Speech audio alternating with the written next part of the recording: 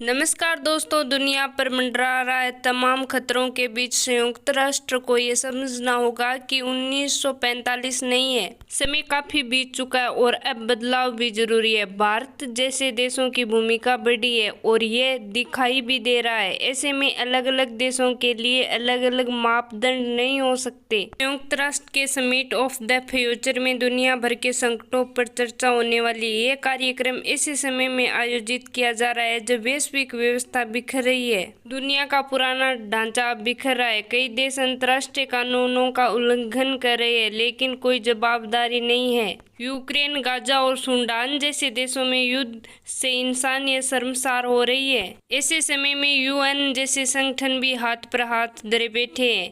ऐसे में इन 5 बड़े मुद्दों पर गंभीरता से विचार होना चाहिए।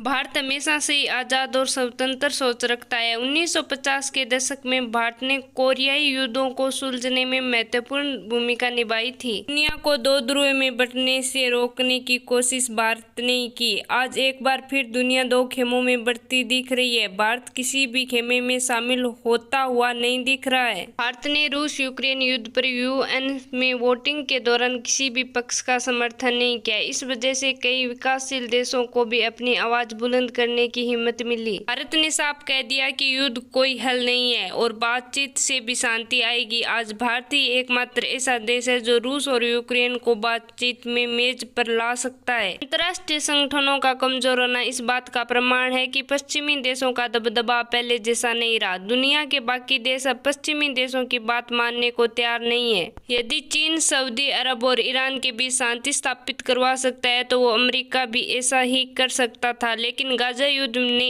ऐसा नहीं होने दिया। अफ्रीकी देश अब अपने उपनिवेशवादियों से पीछा छुड़ाना चाहते हैं। तुर्की भी दुनिया में अपनी धाक जमा रही है। कई और देश भी गुटबाजी से दूर रहकर अपना भविष्य खुद तय करना चाहते हैं। यूएन द्वारा लिए गए फैसले सिर्फ चंद विकसित देशों के लिए नहीं बल्कि दुनिया के सभी देशों के हित में होने चाहिए। छोटे और विकासशील देशों को यूएन से भी उम्मीद है कि वो उनकी आवाज दुनिया के सामने रखेगा। यूएन और विश्व बैंक जैसी संस्थाओं को आज जिन समस्याओं का सामना करना पड़ रहा है उसकी जड़ 1945 का ढांचा है। दुनिया बदल चुकी है, यूएनओ को भी समय के साथ बदलना होगा। भारत समेत कई देश यूएनओ में बदलाव की मांग कर रहे हैं।